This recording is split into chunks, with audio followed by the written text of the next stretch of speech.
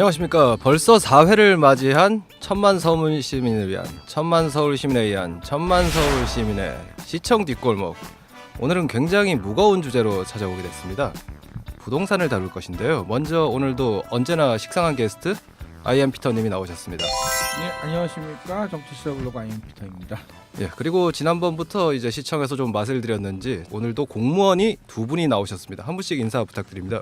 네, 반갑습니다. 서울시 주택정책팀장을 맡고 있는 안찬율입니다. 반갑습니다. 네, 서울시 주거복지팀장 장정호입니다.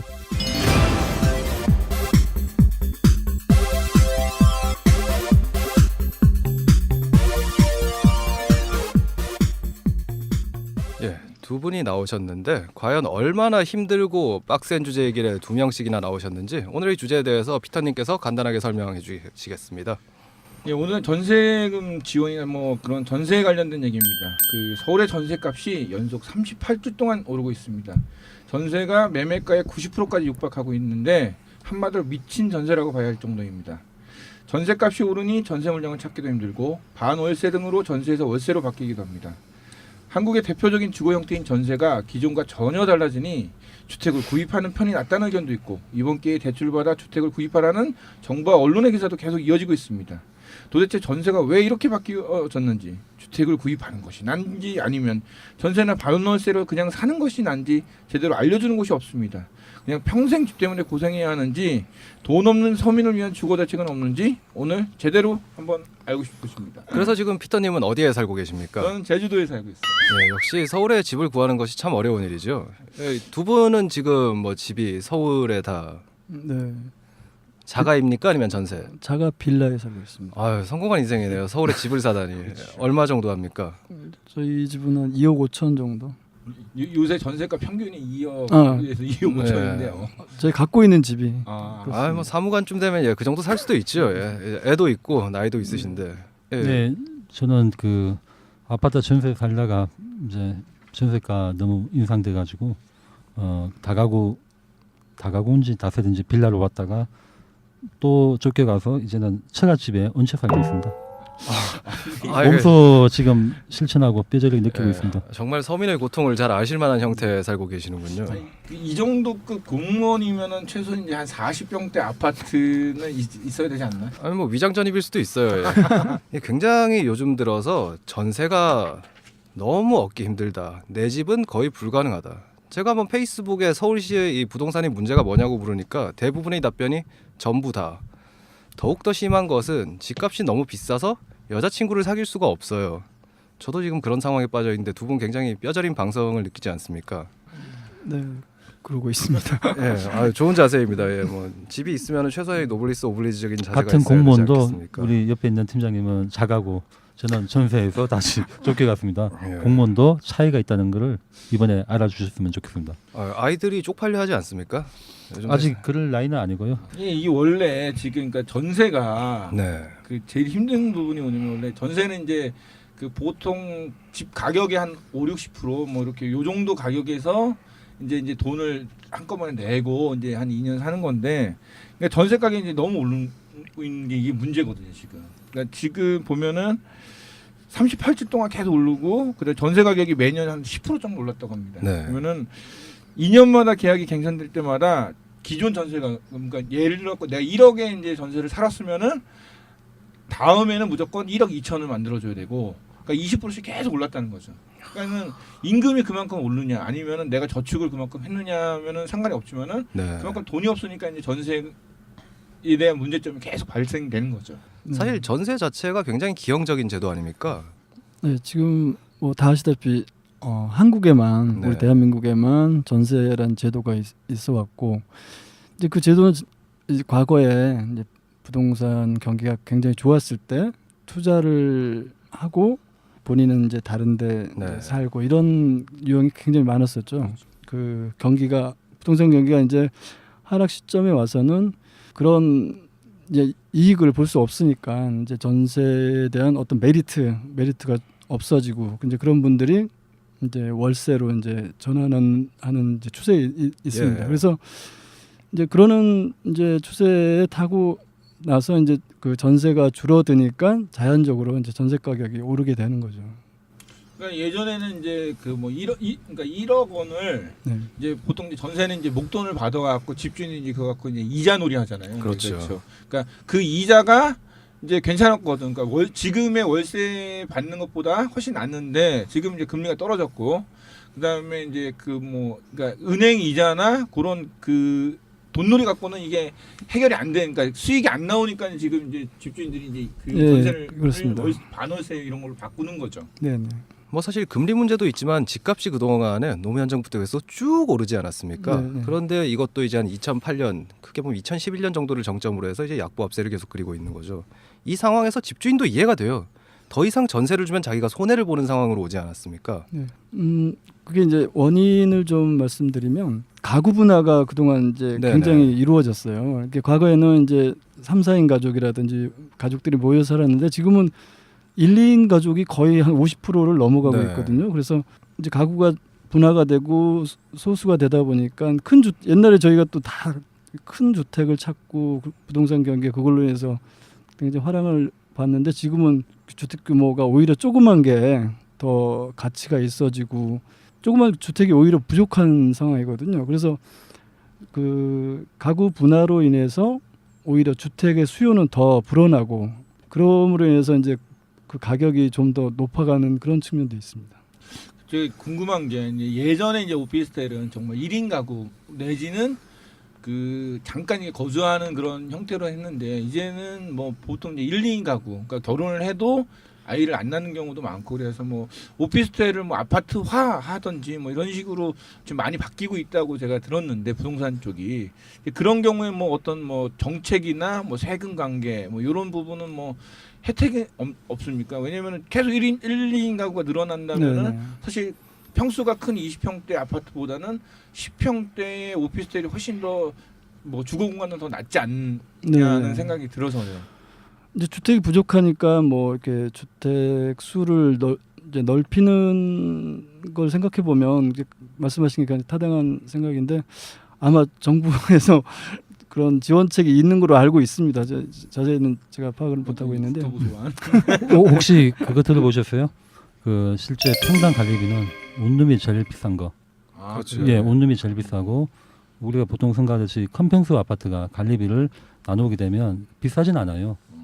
제곱미터 당 관리비는 원룸이 제일 비싸고 그 다음에 이제 조그만 이제 뭐 평수 이런 식으로 되기 때문에 원룸이나 조그만 이제 뭐 단독 뭐 이렇게 1, 2인 가구에 있는 분들이 실제 주거비 부담이 굉장히 크다는 것을 느끼는데 아무래도 이제 오피스텔이나 뭐 다가구든 다세대든 이런 부분이 어떤 면에서는 이제 집합 건물로 봐가지고 또 이런 부분이 또 관리 자체가 잘 안 되고 있지만 그래도 서울시에서는 이런 부분에 대해서도 지금 관리를 제대로 하고 있습니다.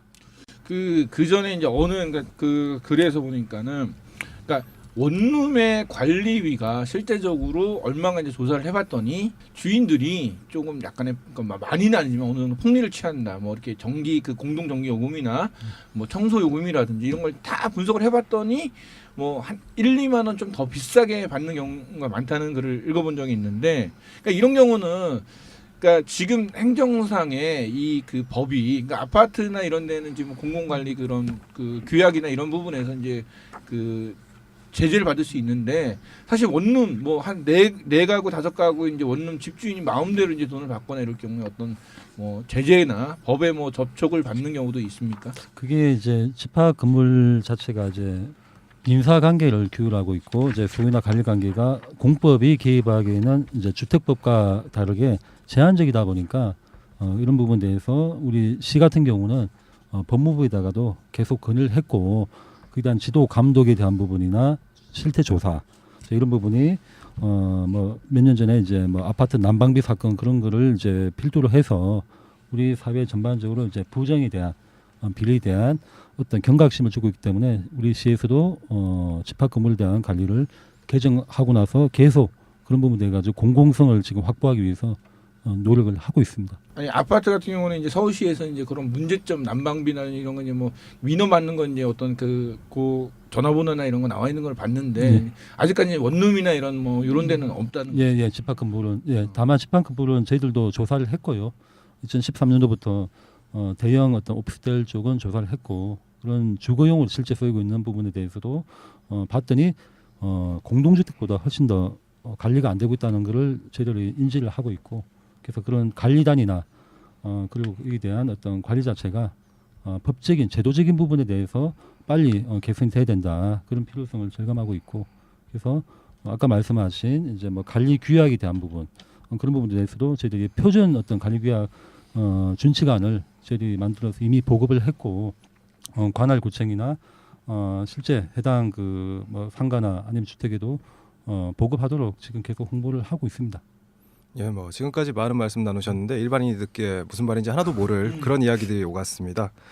살짝 이제 이야기를 진행을 시켜봐야 될 것 같은데요. 사실 서울시 같은 경우에 집값이 굉장히 비싸다고 하지만은 버블 세븐 이쪽을 제외하면 어느 정도 내려가는 게 있거든요.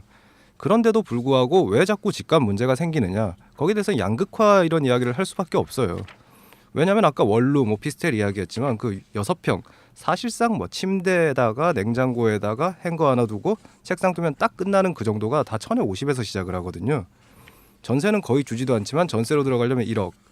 이거를 마련한다는 게 거의 불가능해요, 사실. 피트님, 왜 주인이 아직도 월세를 안 주고 있는 주인들이 또 있어요. 쌓인 게 있어서 계속 말을 하려고 하는군요. 예. 그러니까 왜 주인들이 지금 같은 시대에 당연히 이제 월세 주게 되면 상당히 이제 수익이 많을 텐데 안 주고 있는 이유가 뭐라고 생각하세요? 세금 때문에 네. 세금 그럴 수도 있겠지만 그게 아닌 또 다른 이유는 어떤 게 있을까요? 저희들도 궁금해요. 왜 시장에 대한 부분에 너무 이제 그 일반적이고 보편적이지 않은 상황들이 많아가지고 개별적인 거에 대해서 들다 보면 여러 가지가 있더라고 보니까. 그러니까 뭐 예를 들어면 이제 뭐 목돈을 받았는데 이거를 지금 딴 데다 어디다 지금 써놓고 그렇죠. 제일 중요한 게 갚을 돌려줄. 그러다 보니까 이제 다음 사람이 들어와야만이, 결국 그 목돈이다 보니까 결국 전세를 할 수밖에 없는, 그러니까 네네. 돈이 없는 거죠. 그게 제일 중요한 것 같아요. 아직까지도 이제 전세에 대한 가장 큰 문제가 전세금을 돌려받지 못해서. 그러니까 나는 지금 뭐 주인이 나가라고 해서 아니면은 집이 막 너무 엉망이라서 전세를 다시 이제 얻었는데 그 계약을 했는데 원주인 원래 살던 집주인이 전세금을 주지는 않아서 여기 살지도 못하고 저 새 집으로 지금 새로 이사도 못 가고 이런 경우가 항상 전세 시기마다 항상 그 문제는 나오잖아요. 우리 서울시 전월세 상담 우리 실이 있습니다. 거기 전화하시면 큰 도움을 받을 수 있어요. 전화번호도 말씀드릴까요? 뭐 아니, 그러면 그럼- 돈 줍니까 일단 주고 치웁니까? 돈도 지원 해주고 있어요. 그 이사 시기가 맞지 불이 않아서. 맞지 않는 예. 세대에는 그 단기간 그 금융상품이 또 있습니다. 오늘 이야기하신 것 중에 처음으로 밝은 표정을 그러니까 보이시군요. 예. 아니 이게 이런 거는 근데 사실 많이 모르거든요. 그러니까 근데 이거 이런 게 굉장히 중요하거든요.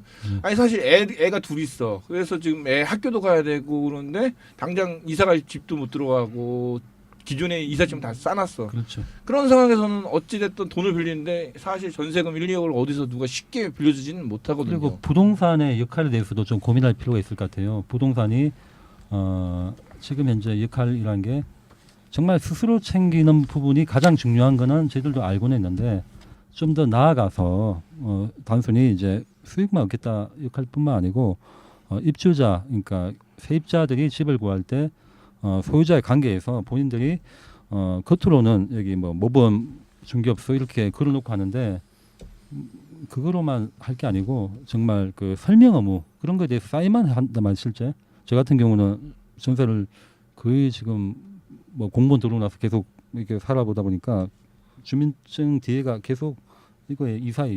뭐 알고 보니까 전세가 뭐 반포 이런 곳인 건 아니죠. 예.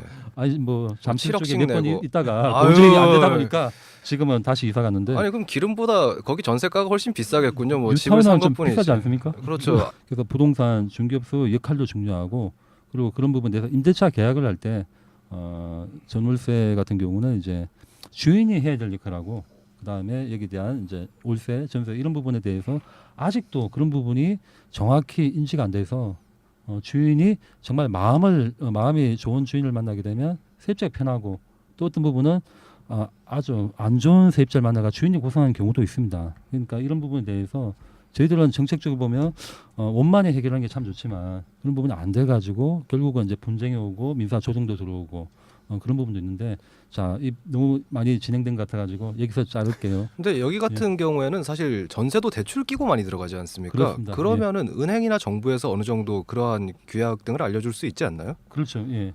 부동산 개개에 기대하는 것은 좀 힘들 것 같아서요. 예. 그러니까 저희들은 필요하다면 아파트 같은 경우도 사실 매매 같은 거 하게 되면 정말 그 재산에 대한 부분인데 예를 들면 장기 수선 충당금이라고 들어보신 적 있어요?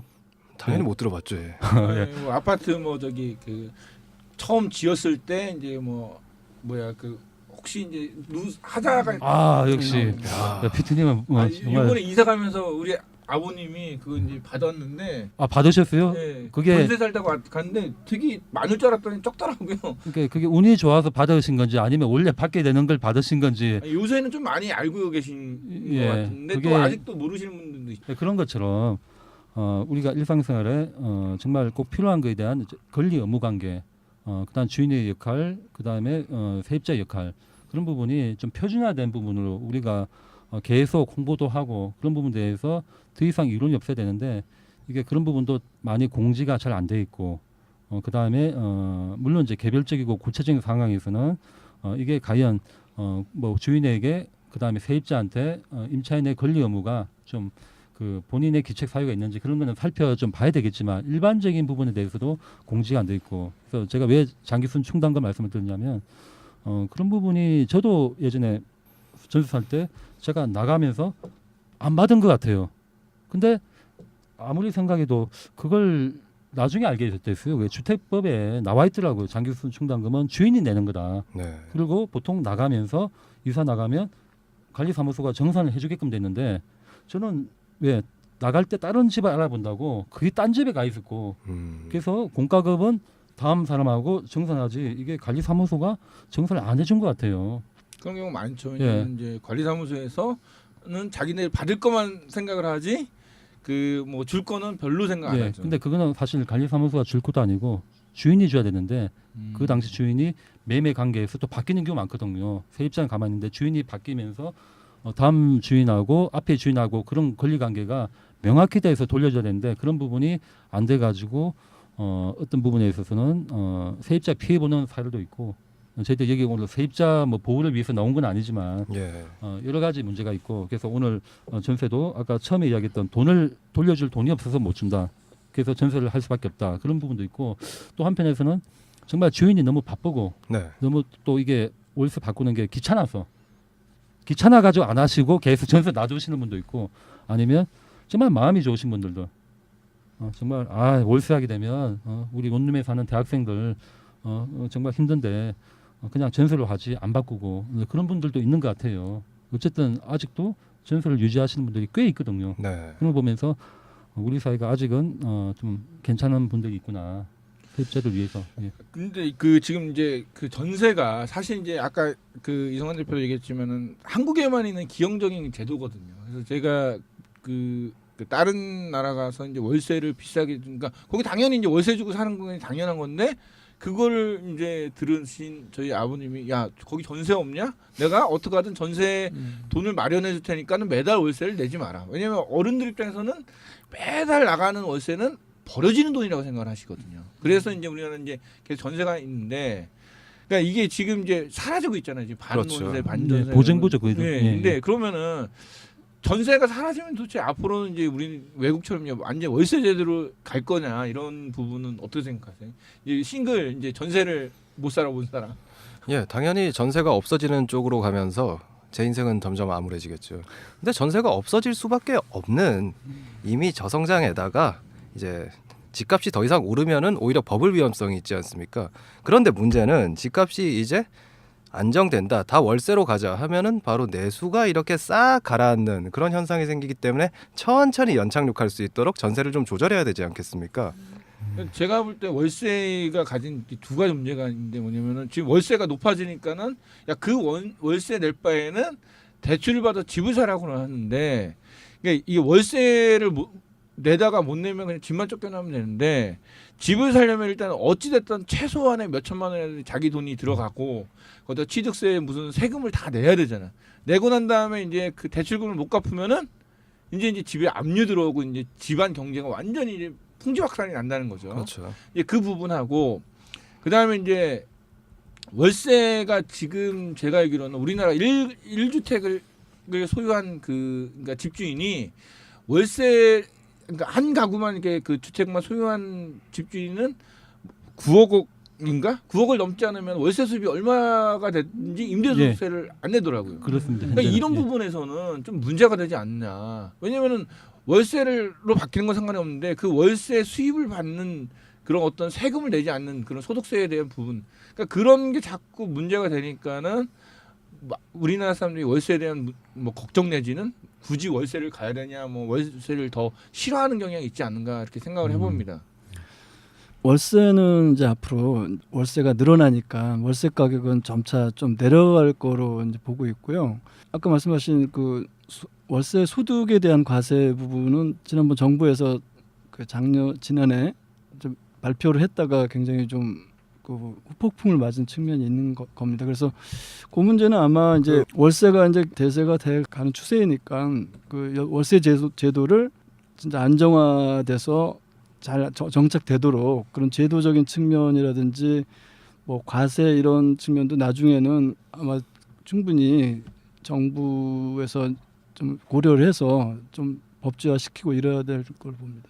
그러니까 이제 그때도 이제 뭐 월세 소득에 대해서는 뭐 어디까지는 뭐 과세를 하지 않겠다 근데 대부분의 그 제도가 요번에 나왔던 건 뭐 얼마까지 월세는 세제 혜택을 주겠다 그래갖고 뭐 그 연말정산이나 이런 부분에서 또 얘기가 나왔던 부분인데 그러니까 근데 결국은 우리나라 그 조세 제도가 기존에 있는 그러니까 주택 소유자는 별로 안 되는데 주택 소유자 중심으로 움직이지 않느냐는 그런 우려도 있거든요. 지금 저는 개인적으로 동감합니다. 정부 정책이라는 게 기존 개인 자격이라고 말씀드리지만 저는 집이 없으시니까 공무원 생활을 해도 뭐 이게 뭐 팀장이 돼도 뭐 이게 집을 살 수가 없고 앞으로 돈을 모아도 저축할 수 있는 그 한도액이기 때문에 생활 유지하기가 힘들기 때문에 아마 저는 여기 퇴직할 때까지 집을 못 사는 거 아닌가 그런 생각도 할 때가 있어요. 아니 공무원이 퇴직할 때까지 집을 못 사면 여기 어떻게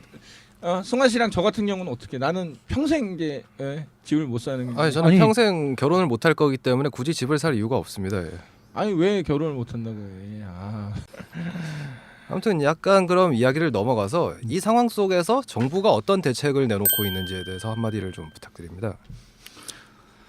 정부에서는 지난해부터 그 부동산 경기 활성화 대책을 계속 이제 몇 차례 내왔죠. 그래서 지금 이제 뭐 규제 완화라든지 이런 여러 가지 제도를 내서 지금 부동산 경기가 지난해에 비해서 상당히 좀 지금은 좀 나아진 측면도 있고 그런 그 부동산 경기 활성화 외에는 근데 좀 외 거에 대해서 서울시에서는 이제 제도적인 측면에서 네.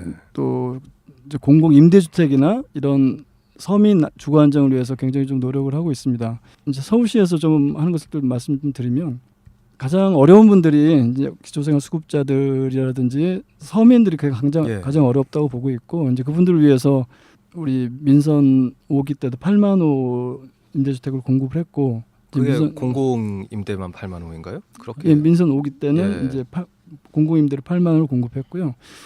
이제 6기 때도 저희가 8만 호를 이제 계획을 잡고 있습니다. 그래서 거기 지금은 이제 그 재원이라든지 이제, 네. 택지가 이제 어느 정도 한계가 있다고 보고 한 6만 정도를 공공에서 공급을 하고 나머지는 민간 임대를 통해서 좀 민간에서 임대주택이 자율적으로 좀 나올 수 있도록 지원을 하는 방향으로 지금 하고 있고요. 이제 그런 임대주택을 공급하는 거 외에도 뭐 여러 가지 저희가 뭐 제도적인 측면에서 주거 복지라든지 뭐 이런 점에서 많이 좀 지금 연구를 하고 이 있습니다. 공공 임대주택이란 게 굉장히 좋은 발상으로 보이지만 거꾸로 보면 LH공사만 해도 완전 빚더미 아닙니까? SH도 그 산하일 텐데 굉장히 너무 재원을 막 쓰게 되지 않나 이런 우려도 있습니다. 물론 이제 이제 주택 가격이기 때문에 굉장히 이제 재원이 많이 들어가지만 선진국 기준으로 볼 때는 공공임대주택이 한 주택 가구의 한 10% 정도를 보고 있습니다. OECD 기준으로 볼 때. 네. 그래서 저희가 지금 한 6.5% 정도 되거든요. 네. 그래서 그 저소득층이 안정적인 주거 안정을 위해서는 한 10% 정도 선진국 수준으로 가야 된다 이렇게 보고 있고요. 그래서 어느 재원이 이제 들어가겠지만 그것을 이제 잘 분배를 해가지고 지속적으로 한 10% 정도까지 공급하려고 이렇게 하고 있습니다. 근데 공공임대주택도 이렇게 공공임대주택이면 일단 싸야 되잖아요. 사실 근데 그 관리비가 비싼 것도 몇 군데 있더라고요. 그래서 뭐 보면은 이제 뭐 서울시는 뭐 관리비를 뭐 싸게 하겠다 해갖고 뭐 이렇게 나온 뉴스가 있는데 어떤 지역은 또 비싼 경우도 있는데 요 지금 그러니까 공공임대주택의 관리비 이런 거는 어떻게 지금 되고 있나요? 지금 공공임대가 여러 가지 유형이 있어요. 뭐 영구임대란 주택도 있고 또 국민임대란 주택도 있고 뭐 한 유형이 한 몇 가지 되거든요. 재개발 우리 이제 시프트도 있고요. 네. 뭐 여러 가지 종류가 많죠. 그래서 대부분 그 주택이 소득 수준에 따라서 조금 달라요. 그 임대료도 다르고 관리비 체계도 다르고 그래가지고 그 소득에 대비해서 좀 그 체계가 잡혀 있다고 그렇게 보시면 됩니다. 소득에 따라서 네. 그러면은 이제 예. 소득이 없을 때 빨리 들어가셔야겠네. 그래서 관리비도 싸게 소득이 하겠지. 많으실 것 같은데요. 아유, 뭐 이 출연하시면 제가 많이 받을 생긴 거 게 아닙니까? 있어서 그렇지. 서울시에서 많이 안 준대. 여기 서울시에서 저희한테 얼마 주는지 이야기하면 다들 진짜 서울시 욕할 겁니다. 예. 그 서민들을 위한이라고 하셨는데 사실 요즘 대학생들 주거 문제가 굉장히 심각하거든요. 왜냐하면 서울의 집가가 워낙 오르니까 이제 애들이 한 달에 5-60만 원씩 내고 학교를 다녀야 되는데 기숙사도 이제 사립부에서 그 민자로 들어오니까 굉장히 가격이 올라갔어요. 여기에 대해서 서울시에서 또 대책이 있는지. 그 서울의 대학생들은 말씀하셨다시피 뭐 지방에서 이제 특히 네. 서울에 소재하는 학생이기보다는 지방에 거주하면서 서울에서 유학 온 학생들이 이제 그런 어려움을 많이 겪고 있죠. 그래서 이제 저희도 뭐 이제 학교 기숙사로 들어가면 가장 좋고 이제 기숙사에서는 굉장히 좀 혜택을 볼 수도 있고 그런데 학교 기숙사가 이제 한계가 있기 때문에 정부에서도 학교랑 그 연계를 해가지고 학교 기숙사를 좀 확충하는 그런 사업도 많이 하고 있고요. 저희 시에서는 이제 지난해부터 뭐 이렇게 지방 그 시도하고 네. 좀 그 투자 협약을 맺어가지고 저희 시에서는 토지를 제공을 하고 이제 지방에서 건축비를 대가지고 대학생 주택을 지어서 이제 운영도 이제 그쪽 시도에 맡겨 드려가지고 그쪽 학생들에게 혜택을 주는 이런 사업을 하고 있는데요. 그래도 이제 굉장히 좀 주택 수가 부족을 해서 저희가 좀 더 많은 그 공급을 하도록 좀 노력을 해야 되겠죠. 아니, 말을 점점 더듬더듬거리는 게 별다른 대책이 없어 보이는 그러면 느낌이. 제가 보충 설명드려야죠. 네네. 혹시 사회주택이라고 들어보셨어요? 아니 자꾸 저희한테 질문하지 마세요. 대답하러 나온 거예요. 질문하면서 확인을 한번 해보세요. 예. 정말. 예. 아니 이걸 사회주택이라고 했더니 사회주의적 주택, 사회주의하고 아무 관계 없습니다. 괜히 박원 의장의 그 예. 정말 또 논란 나와요. 그러다 보니까 그 중앙 정부에서도 이 사회주택에 대한 용역을 국토부도 하고 있는데 이게 사회적 주택으로 하고 있더라고 보니까. 네. 근데 저희들은 서울시의 그 사회주택 그 활성화 등에 관한 조례가 지난 이제 1월 2일자로 공포가 됐습니다. 그게 작년 하반기에 이제 시의회에서도 관심을 가지고 청년 주거 이쪽에 대해 가지고 많은 고민을 하고 이쪽 단체하고 뭐 잘 아시겠지만 우리 이제 청년 단체들 많지 않습니까? 그쪽도 하고 그다음에 주거에 대해서 이제 고민하고 있는 뭐 전문가들 또 뭐 시민 단체 그래서 그런 부분을 용역을 했고 또 그 결과를 우리 이제 서울시에서 또 수정해서 좀 많이 보완해 가지고 정책으로 실제 우리가 집행하기 위해서 조례에 대한 공포를 했고 지금 이제 사회주택 조례를 실제 집행하기 위해서 이제 기본 계획을 지금 만들고 있어요. 이 사회주택이라는 거는 사회 경제적 약자에게 거기는 청년이 포함되겠죠. 1, 2인 가구들 주거 약자 계층에 대해서 뭐 시장이나 그다음에 구청장 또 A세치 공사가 어떤 사회주택에 대한 어떤 뭐 건설하거나 아니면 뭐 재건축 리모델링을 할 때 예산을 뭐 보조해주거나 융자 아주 저리로 이렇게 할 수 있도록 근거도 마련했고 그래서 사회적 기업들 아니면 협동조합 뭐 공익법인이나 또 비영리법인도 다 들어올 수가 있어요. 그래서 공동사업자로 할 수 있고 그런 부분을 통해서 임대주택 공급을 하면서 소요되는 어떤 예산 부담을 줄이고 기존 주택을 활용도 하고 서울시가 토지 임대부를 해서 토지를 서울시가 사서 그걸 사회적 기업 들어와 가지고 그 위에 건물만 사면 토지비를 서울시가 뭐 장기간 제공하고 건물 비용만 민간이 부담하면 그리고 그걸 낮은 시세보다 낮은 이제 임대료 가지고 청년이나 1, 2인 가구들에게 아주 그 싼 그리고 이사 걱정 없이 장기간 시세보다 80% 이하 이런 주택에 대한 고민을 많이 하고 있고 이런 부분에 대한 것도 이제 조만간에 사업으로 실제 시행을 하려고 하고 있습니다. 그러니까 아까 이제 사회적 약자 뭐 이렇게 예. 이제 주거 약자. 예. 주거 약자인가요? 저희 부모님이 예. 이제 집을 보유하고 계시다가 한 몇 년을 파셨어요. 왜냐면은 뭐 어찌 됐던 우리나라에서 집을 소유한다는 거는 대출을 계속 내야 된다는 얘기거든요. 왜냐면 뭐 보통 30년 뭐 이런 식으로 하니까. 그래서 노인들이니까는 매달 작지만은 그래도 대출비 나가느니 그냥 그걸 팔고 이제 월세로 좀 전세로 가자 그렇게 했는데 그러니까 노인분들이 되니까 2년에 한 번씩 이제 전세 이사 가는 것도 힘들거든. 아주 불편하시죠. 네, 그러니까 예. 그 사회적 약자라는 그런 주거 약자라는 부분에서 보면은 제가 볼 때는 지금 이제 노인 가구들, 그러니까 아까도 그 팀장님 얘기했듯이 지금은 이제 부모랑 같이 안 살거든요. 그러면 이제 따로 산다고 했을 때. 그러니까 어느 정도 경제적 그러니까 재산이 아무것도 없는 뭐 정말 사회 빈곤층은 아닌데 그렇다고 해서 집을 또 전세로 두 노인네가 살기는 또 부담이 되는 그런 가구들이 있거든요. 그러니까 그런 어중간한 사람들이 제일 문제인 것 같아요. 예, 지금. 그렇습니다. 이게 왜냐하면 이게 수급자도 아니면서 차상위도 아니면서 그러니까 저희들도 사회주택이라고 한다면 통상 우리가 그 도시근로자 월 평균 소득의 보통 60% 이하 네. 하면 굉장히 엄격하거든요. 이따가 또 말씀드리겠지만 빈집에 대한 부분도 저희들이 도시근로자 한 70% 이하만 이제 들어올 수 있도록 했는데 그러다 보니까 그 정도 소득이면 한 1인 가구 같은 경우는 한 160 정도, 그러니까 160 이하를 받으면 지원 가능하고 네. 입주할 수가 있어요. 그리고 2인 가구 같은 경우는 한 270, 그러니까 두 명이 살면 근데 물론 이제 여기 우리 피트님이나 우리 진행자님은 뭐 그 정도보다는 더 많기 때문에 못 들어오시겠지만 정말 한 달에 88만 원 세대 네. 그런 분들은 이렇게 입주할 수 있도록 그런 장치를 마련했는데 아까 말씀하신 대로 소득 기준이 또 너무 낮다 보면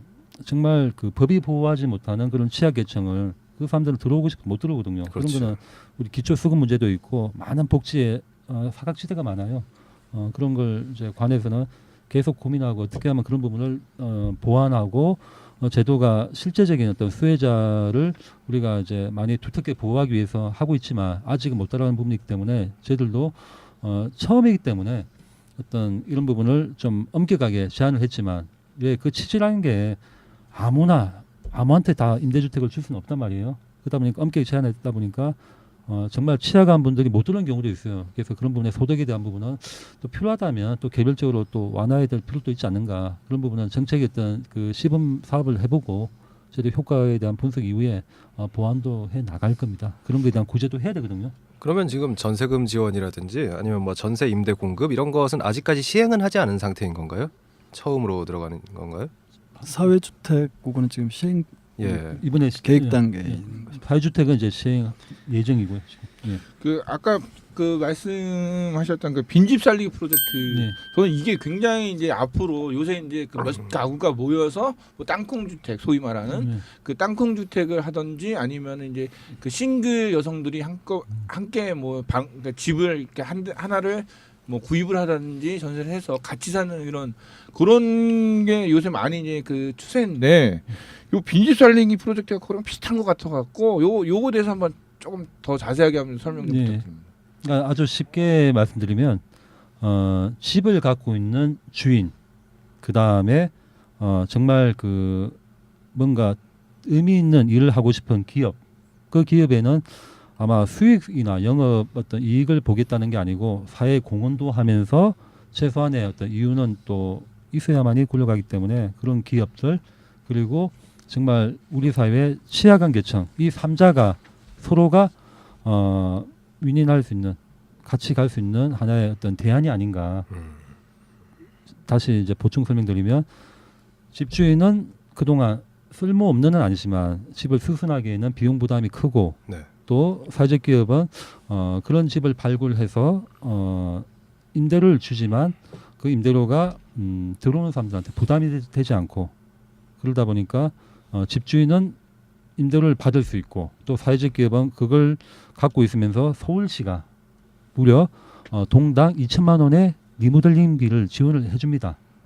그리고 물론 이제 50%지만 나머지는 사회적 기업이 부담하면 결국은 그게 들어오게 되는 입주자가 또 월세를 내지 않습니까? 그래서 그 부분을 가지고 주인에게 이제 어느 부분 임대를 내고 그래서 최선의 수익을 뽑고 그래서 건설 비용을 줄이고 또 임대주택 입주자도 저희들이 많이 확보할 수 있는 그런 사업이 아닌가. 이미 그 외국에서는 이제 그 영국이나 이제 일본 이런 데서는 빈집에 대한 부분이 굉장히 사회적 문제가 되고 해서 그런 부분에 대한 어떤 뭐 정보센터 그런 부분에 대한 어떤 공동 어떤 뭐 사업 이런 부분이 현재 시행 중인 걸로 알고 있습니다. 그러니까는 간단히 얘기하면 낡은 집 때문에 임대 수입을 못 받는 집에 그러니까 집을 가진 집주인에게 그러니까 리모델링 비용을 제공해서 집을 네. 고친 다음에 사회적 기업을 그걸 위탁을 받아서 네. 월세를 이제 그 집주인한테 줘서 그러니까 집주인은 월세가 뭐 옛날에 10만 원 받던 거로 한 2, 30만 원 받고 그다음에 이제 뭐 집이 없는 사람들은 조금 더 좋은 그런 집을 해서 이제 그 살 수 있다는 그런 것 그렇죠. 같은데. 예. 근데 이제 제가 볼 때 그 리모델링 비용의 50% 그러니까 최대 2천만 원인데 예. 사실 리모델링 비용이 너무 작지 않나 이게 2천만 원 갖고는 네, 그게 아마 이제 그 지역이나 예를 들면 강남에 뭐 도곡동이나 대치동에 그런 집이 있는지는 잘 모르겠는데 그런 지역하고 은평 그다음에 저기 그 금천 구로 하고는 아마 그 일반 주택가도 다 다를 겁니다. 그래서 저희들은 특정 지역보다는 좀 일반적으로 봤을 때 건물 하나의 수리 비용이 건물을 완전히 저희 신축하는 개념은 아니고 있는 건물에 대한 부분 보수거든요. 그래서 기본적인 뭐 실내 같은 경우는 뭐 장판, 도배 그런 건 당연히 해야 되겠고, 그다음 집 외관, 예, 그 어떤 뭐 도장, 예, 화장실 그런 거 해야 되고, 필요하다면 페인트 칠도 해야 되고, 네. 예, 그런 부분을 했을 때 한 2천만 원 정도면 물론 이제 그 저희들이 방 3개 이상을 갖고 있는 단독 주택인 경우에는 가능한데 방 3개짜리는 건물은 크지는 않거든요. 그렇죠. 그런 부분은 저희들 보기에는 공사비가 한 2, 3천 정도 안 나올 수가 있어요. 물론 이제 노후 정도가 아주 심각한 정도면 비용이 많이 나오겠지만 노후 정도가 어떤 경보수를 요구하게 되면 한 3천만 정도면 저희들이 2천만 주지는 않고 50%이기 때문에 1,500. 그다음 나머지 1,500은 사회적 기업이 부담하는 걸로 이렇게 보고 있습니다. 근데 말씀하신 것처럼 그 건물 그 동이 단독 주택이 아니고 어떤 연립이나 큰 호가 있을 거예요. 아마 이 주변에 가리봉 지구나 이쪽에 보면 한 20가구를 갖고 있는 그런 좀 그 단지형이나 아니면 뭐 다세대 그런 건물은 워낙 덩치가 크기 때문에 비용이 실제 그 한 1억 정도 넣을 수도 있어요. 근데 서울시 입장에서는 2천밖에 지 못하면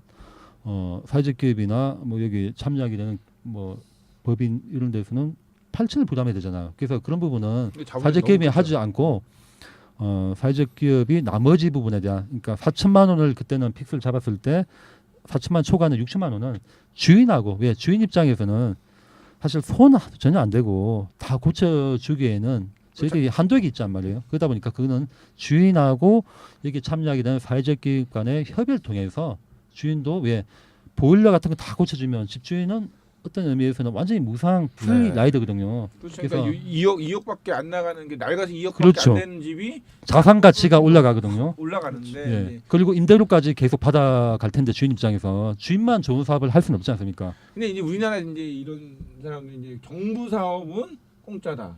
정부 사업은 무조건 내 거다. 이런 생각을 갖고 있는 사람들 아직도 그런 사람이 있습니까? 아유 많아요. 많다고요? 제가 나중에 한번 그 특집으로 해갖고 이제 예. 그럼 한번 사후 관리하면서 한번 다시 짚어보시죠. 예, 한번. 예. 여기서 근데 또 문제가 생길 수 있는 게 네. 이런 일이 생기면 꼭 어디가 특혜를 받는다 이런 식으로 어떤 사회적 기업이 들어올까 이런 문제들에 대해서 어떻게 관리를 하고 계신지. 저희들은 그 특혜 이런 용어를 굉장히 싫어하잖아요. 아니 뭐 공무원이니까.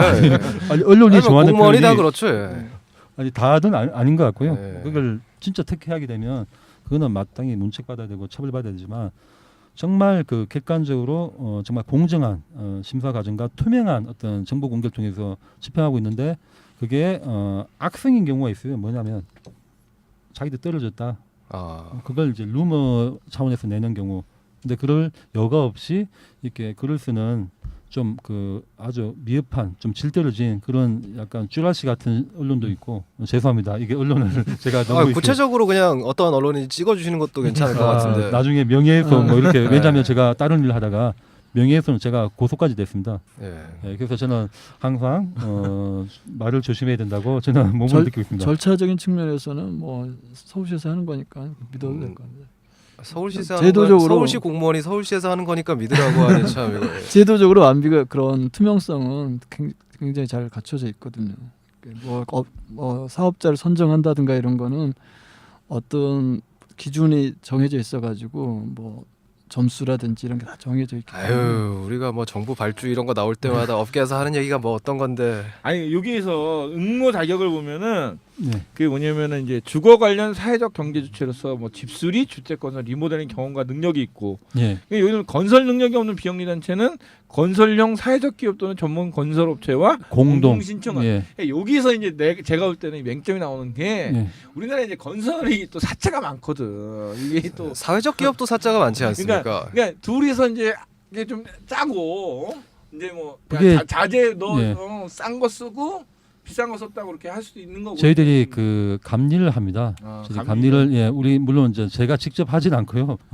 서신에 감리하는 그런 공무원이 또 따로 계신 아니요, 우리 이제 SH 공사가 임대주를 관리하고 있고 지금 다가구 매입부터 해서 매년 뭐 1,500호 이상 다가구에 대한 품질 같은 것도 점검하고 있고, 그는 우리 이제 시장님이 요청해서 품질에 대한 기준이 굉장히 강화됐거든요. 왜냐하면 아주 질 낮은 그런 다가구 주택을 다세대 주택 매입해 가지고 임대주택을 줄 수는 없다. 그런 부분이 이제 1년 전부터 강화돼서 그런 어떤 품질 점검을 하는 SH 공사의 전담 팀이 생겼고, 그쪽에서 저희들이 그 빈집에 대해서 공사를 아까 말씀하신 대로 정말 그 두께, 그다음에 뭐 높이, 그다음에 뭐 방수, 그다음 단열 이런 게 미흡하거나 그럴 때는 저희들이 지적을 하고, 왜 저희들이 대금을 안 주면 되거든요. 그에 대한 돈을 저희들이 갖고 있기 때문에 결국은 사회적 기업은 돈을 받기 위해서라도 이 품질 점검 통과하기 위해서라도 신경을 써야 됩니다. 이게 거의 광급 공사는 아니지만 서울시에 보조금이 예산이 나가기 때문에 이 부분은 저희들이 감사를 나중에 저희들 할 수도 있고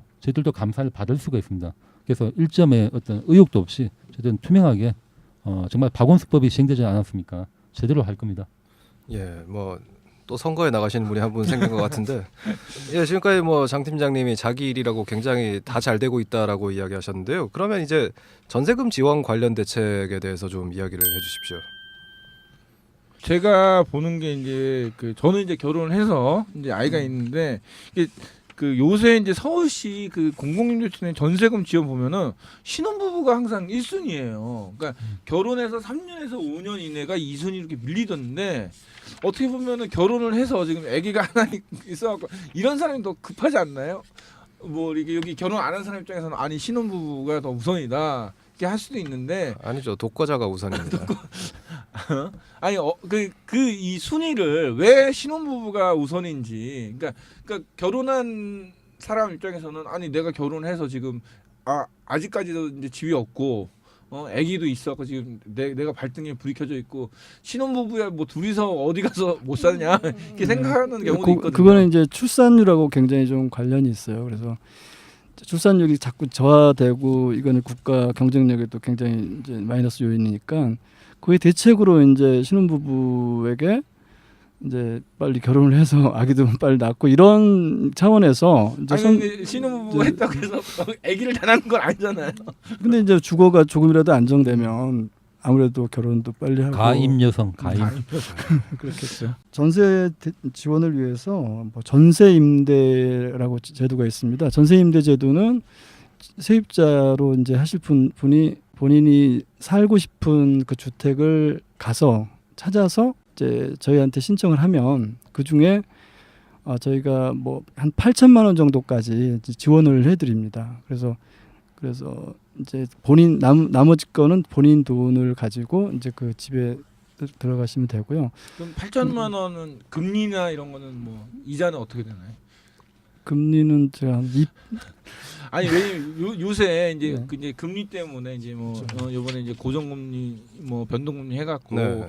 이제 고정금리 이제 된 사람들이나 그 변동금리 때문에 이게 정부에서 그걸 밀었거든. 근데 정부 말만 들었던 사람들은 이 금리가 변하면서 손해를 봤잖아요. 그러니까 제가 이제 이런 얘기하는 게 서울시에서 아무리 돈을 빌려주지만 이 금리도 이게 이제 어떤 때 보면 이 금리는 어느 정도까지는 못 받게 돼 있지만은 사실 은행에서 이제 뭐 이렇게 그 서울시가 보증해서 은행에서 받는 경우가 있잖아요. 그러니까 지원금 같은 경우 그런 경우인데 은행에서 또 신용 평가를 해갖고 뭐 이제 또 그 이율이 있으니까는 그러니까 전세금 없어갖고 서울시에 보조를 받는 사람이 또 금리의 문제 때문에 그것도 이제 몇만 원이지만은 뭐 한 달에 한몇 제가 뭐 정확히는 기억을 못 하겠는데 아주 그 최소한의 금리 비용으로 하는 걸로 알고 있습니다. 사실 뭐 그렇게 해서 부담을 드리는 거니까 시에서 저는, 예. 대책을 드리면서 뭐 부담을 지울 수는 없는 거고.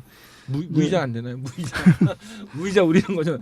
그렇죠. 러시안 캐시도 맨날 무이자 노래를 부르는데 홈쇼핑에서 맨날 무이자 뭐 36개월 거의 기준금리보다 그 수준으로 아마 지원이 될 걸로 제가 알고 요새 있습니다. 이 기준금리 뭐 믿을 게 못된 게 기준금리라서 전세대출 같은 경우엔 사실은 그 금리도 문제이지만 어차피 저금리라고 하면은 더 중요한 것은 지원 자격 누구한테까지 빌려줄 것인가 그리고 보증 같은 게 있지 않습니까? 예를 들어서 대한주택 보증 같은 경우엔 요즘 전세에 대해서도 약간 보험금 내면은 어쨌거나 돌려받을 수 있게 해줄게 이런 게 있거든요. 이런 걸 서울시에서도 좀 하고 있는지.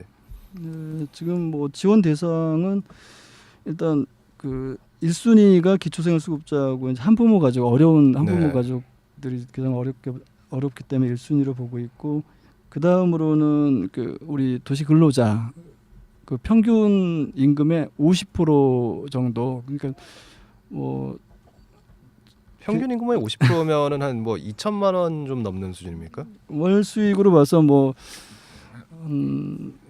4인 가구는 뭐 네네. 4인 가구가 한 400만 원 정도 예, 월 예. 수익 그렇다면 한 200만 원 정도 수준 된다면 예. 이제 대상이 되겠습니다. 그래서 이제 신청을 받아가지고 신청하시는 분이 많이 있으면 추첨을 하기도 하고 그렇습니다. 와, 결국은 또 뺑뺑이의 세계로군요. 좀 물량이 결국 부족하기 얼마나 때문에. 많은 주택이 공급되는가인데 어느 정도 공급이 되고 있습니까?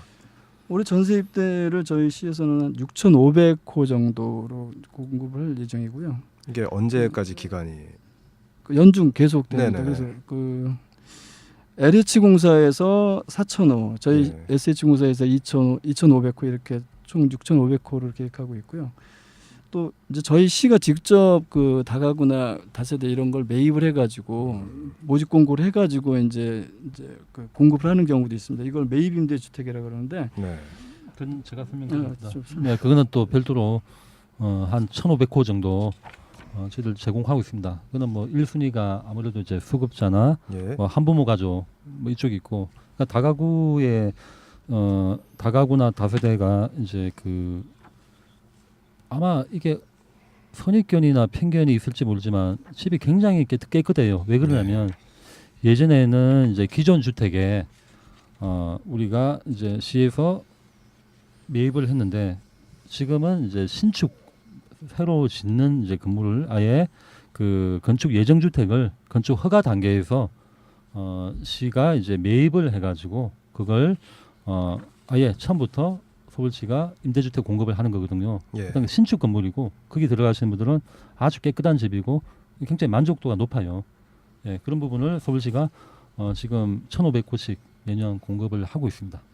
그러니까 지금 이제 서울시가 이제 여러 가지 대책을 이제 내놓고 이제 뭐 전세 이제 어떤 문제점을 하고 있는데 사실 근본적으로 이제 제가 이제 그러니까 전세에 대해서 고민을 하는 사람은 사실은 최하위층이 아니라 사실은 그렇죠. 그러니까 싱글이나 그 뭐 지금 결혼을 준비하는 사람 사회초년생들. 예. 사회초년생들 그러니까 그 뭐 저처럼 아이들이 둘이 있어갖고 뭐 전세를 어떻게 하다 살다가 보니까는 이제 전세금이 너무 올라갖고 그냥 이러지도 못하고 저러지도 못하는 그러니까 이 어중간한 세대들이 문제인데 그러니까 제가 볼 때 지금 서울시의 모든 대책들이 보면은 너무 그러니까 너무 못 사는 쪽으로만 치중돼 있지 않나 저는 좀 그런 생각이 들어요. 왜냐면은 지금 전세에 대해서 고민하고 있는 사람은 보통 사람인데 보통 사람을 위한 그러니까 아까 했듯이 이제 전세금 뭐 지원제도 뭐 이렇게 빌려주는 거 이런 거 되게 좋은 것 같아요. 그러니까 뭐 당장에 이제 그 집주인이 이제 전세금을 안 줘서 이런 것들은 이제 굉장히 활용하면 좋은데, 그러니까 요런 류의, 그러니까 내가 돈을 갚을 능력은 되지만은 당장에 뭔가 그 어떤 그 지원 대책이 좀 조금만 있으면은 더 잘 살 수 있는 그런 중간 세대들을 위한 그런 지원책이 좀 더 많아야 되지 않을까, 서울시가. 근데 그 중산층은 아니죠. 왜냐하면 이게 중산층을 위한 서울시 정책이냐 했을 때 그게 왜 그러냐면 시프트라고 있어요. 장기 전세. 그게 굉장히 욕을 많이 먹었거든요. 예. 왜 욕을 먹었죠? 아니 제가 중산층에게 뭐가 필요합니까? 이미 잘 살고 있는데. 제가 좀 중산층 나름인데. 답변을 좀 드릴게요. 네. 그 이제 고액 전세가 있고 말씀하신 이제 우리가 중간계층이 사시는 이제 전세가 있고 그다음에 밑에 있잖아요. 그래서 고액 전세까지는 저희가 뭐 이렇게 영향을 안 줘도 충분히 이제 돌아가는 거고 이제 중간 되시는 분들께는 저희가 아까 말씀드렸던 그 장기 전세 주택이라는 건 저희가 시에서 중간 계층을 위해서 내놓은 정책입니다. 그래서 거기에 대한 평가는 뭐 여러 가지 있지만은 중간 되신 분들한테 굉장히 도움이 되거든요. 지금 같은 그 부동산 경기에서 거기 들어가면 굉장히 혜택을 보는 거거든요. 많이 없잖아요. 예, 이제 수량이 좀 적어서 그렇고 또 한 가지는 이제 정부에서 이제 전세자금 대출을 해주잖아요. 이제 그거에 혜택을 보는 분들도 많이 있습니다. 그래서 그거는 뭐 이렇게 신용도에 따라서 조금 차이가 있지만 그래도 자기가 필요한 자금을 좀 얻을 수 있다고 보고 있고요. 그럼 나머지 70%는 어떻게 합니까? 직접 내기에는 사실 굉장히 부담스럽잖아요. 일반 전세만 해도 70% 정도를 대출받는 게 일반적인데. 그러니까 지금 이제 예를 들어 이제 이승환 대표 같은 경우는 지금 서울시에서 그 전세를 지금 얻을 지금 자간가에 월세죠. 아, 월세죠. 그러니까 근데 어느 쪽에 월세인가요? 영등포에 있다가 쪽방 아니죠? 아니, 모듈형 사람이 자존심이 있지. 아니 그러니까 지금 이승환 이웃과 함께한다. 우리 쪽방 총과 함께. 이승환 대표 같은 경우는 지금 이제 혼자 살면서 월세를 산단 말이에요. 그러니까 매달 월세 내는 게 부담이 돼. 왜냐면은 이게 사업도 잘 안 될 수도 있고. 혹시 여의도 쪽에 오피스텔 같은 데 아닙니까? 영등포란 여의도도 영등포구죠. 예. 아유 저는 영등포구청 저기 그 굉장히 쌉니다.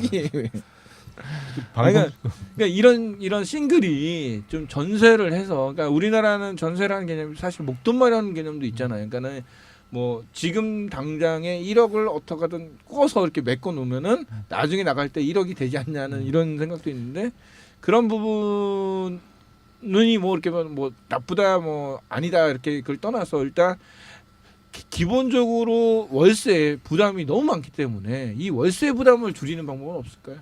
서울시에서 좀 아까 얘기했던 전세 말고 아니 앞으로 이제 월세로 이제 많이 바뀌고 있는 시점에서 이제 그 월세로 이제 바뀌는 시점에서 월세를 내는 이런 이 사람도 서울 시민이잖아요. 제주도민이고. 근데 그 가격적인 면은 이제 주택 시장 문제이기 때문에 서울시에서 뭐 이렇게 개입을 해서 그 가격이 얼마만큼 떨어질 수도 이제 없는 문제고, 그거는 이제 월세가 점차 이제 정착돼 가면은 차차 이제 월세 수가 늘어나면 가격은 떨어지게 되겠죠. 이제 그렇게 될 거로 보고 있습니다.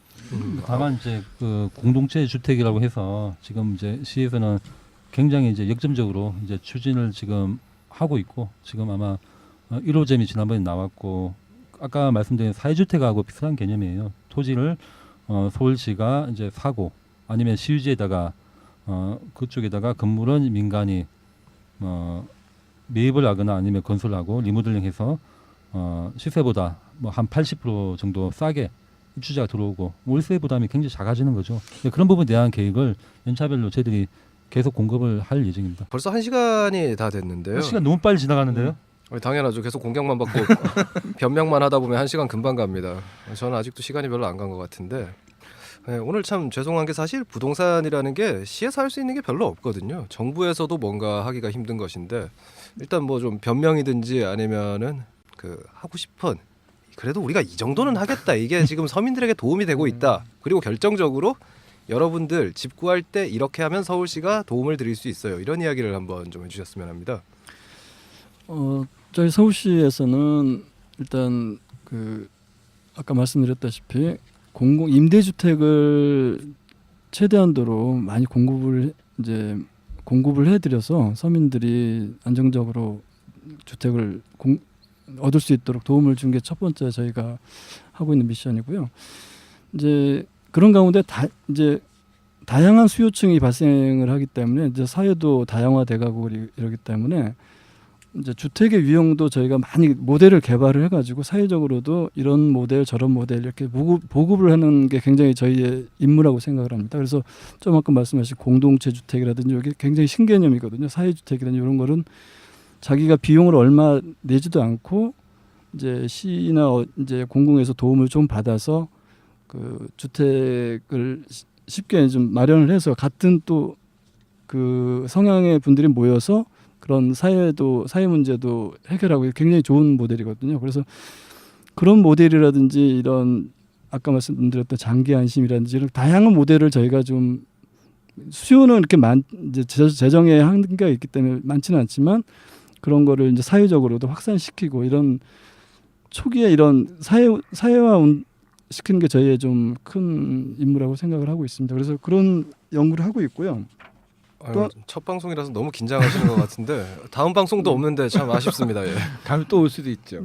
예, 또 저희 시에서는 이제 전월세 보증금 센터라고 전국에서 저희 시만 갖고 있는 굉장히 좋은 센터가 있거든요. 거기서 월세 보증금 같은 네, 그렇죠. 거기 그거 이제 아까 얘기하셨어요. 변호사분도 계시고 뭐 이런 분쟁이라든지 가격 정보라든지 굉장히 그 시민들이 모르는 분들은 아무거나 질문하셔도 모두 답변을 해줄 수 있거든요. 뭐 어떻게 전화나 인터넷 어떻게 찾아가야 돼요? 다산 콜센터에 전화하면 되나요?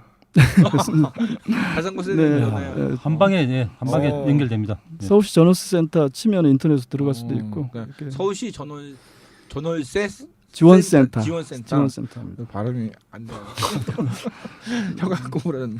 이래서 뭐 저희 서울시는 뭐 하여튼 다양한 그 모델을 개발하려고 굉장히 좀 애를 쓰고 있습니다. 그런 점을 좀 많이 좀 시민들께서 알아주시면 감사하겠습니다. 전월세 지원센터는 괜찮은 것 같아요. 예, 다산 콜센터에 전화하면 됩니다.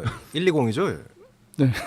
저는 그 빈집 담당 팀장으로 봤기 때문에 저희 발언권이 처음부터 한계가 있었습니다. 제가 주택 굉장히 정책에 자기 대해서. 보신적인 발언만 아까부터 계속 하시던데. 네, 그래서 뭐 마지막으로 마무리도 이제 이번 빈집 사업은 6개월 동안 이제 방치돼 있는 빈집 그 자원을 재활용한 측면도 있고 또 우리 최근에 이제 정비사업 조합이 사업 지연되거나 아니면 주민들이 이제 그 원해서 다시 구역 해제된 데가 많아요. 그런 부분 때문에 방치돼 있는 빈집이 계속 증가하고 있고 언론에서도 집중적으로 보도되면서 빈집으로 인한 그 우범지대 네. 그리고 강력 사건도 뭐 발생하고 있고 그런 부분을 저희들이 예방하고 범죄 예방도 하고 특히 요즘 같이 말씀하신 대로 청년들 그리고 1, 2인 가구 주거난 특히 월세 부담이 굉장히 그 압박을 하고 있는 가운데 서울시 이제 빈집 사업은 사업 시행자나 집주인에게 그리고 입주 예정자에게 큰 도움이 되는 사업입니다.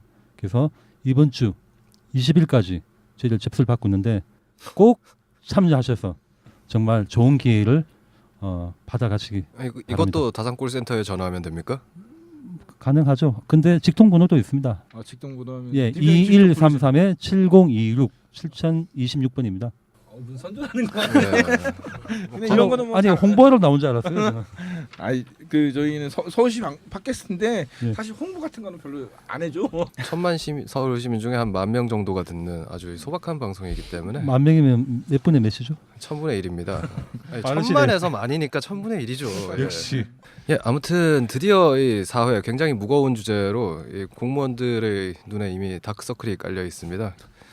이 재미없는 내용 들으느라 굉장히 고생 많으셨고요. 결국 오늘의 소득은 하나입니다. 궁금한 게 있으면 무조건 120 다산콜센터로 전화하면 됩니다. 예, 저희가 매번 다른 소재를 이렇게 다루는데 다룬 다음에 아무런 AS 없이 그냥 다른 소재로 자꾸 넘어가는 게 아니냐 이런 비판의 목소리가 있어서 앞으로는 지난번에 다뤘던 이슈에 대해서도 간단하게 애프터 서비스를 해드리도록 하겠습니다. 예, 피터님께서 지금 어떤 일이 있었는지 알려드리도록 하겠습니다. 예, 저희가 그 어린이집 학대에 관련돼서 방송을 했는데 서울시에서 지난 13일 금요일 날 그 아동 학대 예방을 위한 소통과 이해 보육 토론회를 열었다고 합니다. 근데 이게 뭐냐면은 우리가 어린이집에서 선생님들이 이제 뭐 그 아이들 돌볼 때 이게 훈육인지 학대인지 이제 애매모호할 때가 있어요. 이제 이런 부분을 훈육인지 학대인지 선생님들이나 교육 전문가들이 모여서 그 가이드를 만들었다고 합니다. 그래서 이제 요게 이제 정확하게 나오면은 이제 아이가 어린이집에 가서 선생님한테 맞았는지 아니면은 제대로 교육을 받았는지 어머니들이 조금 확실하게 알 수 있을 것 같습니다. 그리고 그다음에 이제 열린 어린이집의 날이라는 게 이제 생겼는데 이게 뭐 매월 둘째 주 수요일이라고 합니다. 그래서 이 그 서울시 전체 어린이집에서는 이날 열린 어린이집의 날에는 이제 부모님과 어린이집이 같이 이제 모여서 어떤 뭐 문제가 있는지 없는지 이렇게 이제 얘기하는 그런 시간을 갖는다고 합니다. 지난주인가요? 저희가 이제 그 화장실, 학교 화장실 부분도 얘기했었는데 네네. 지난 그러니까 3월 11일 수요일 날 그 미동초등학교에서 화장실이 드디어 뭐 개장했다고 해야 되나 이제 뭐 개업은 대개장. 예. 그러니까 화장실이 개장됐어요. 그러니까 새롭게 만든 그 화장실이 개장이 돼서 뭐 서울시장이나 서울시 교육감이 이제 참석을 했다는데 여기 사진을 못 봐갖고 제가 모르겠는데 혹시나 위동초등학교 근처에 사시는 분들은 여기 한번 가보셔서 진짜 화장실이 좋아졌는지 한번 확인해 보시고 별로다 그러시는 분들은 이제 바로 사진 찍어서 올려주시면 아니 뭐 제가 한국이 굉장히 전시행정이 발전한 나라라서 뭐 시장님이나 교육감님이 갔으면 잘했겠죠.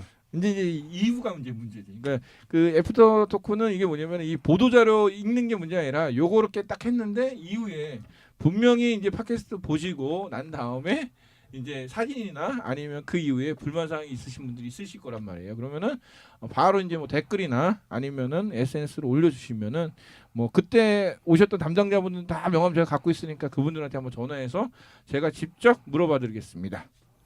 예, 이상으로 재미없는 팟캐스트를 정말로 마치도록 하겠습니다. 감사합니다. 네, 고생하셨습니다. 감사합니다.